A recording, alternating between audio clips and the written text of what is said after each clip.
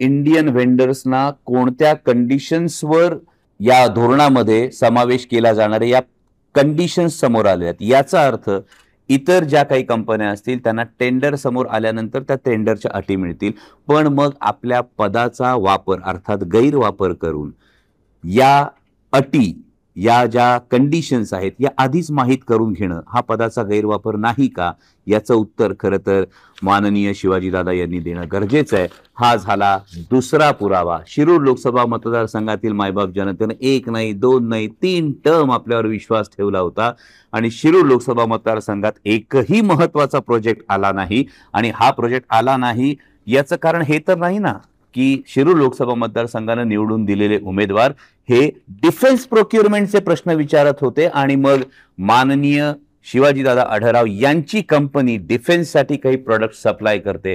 हा केवळ योगायोग आहे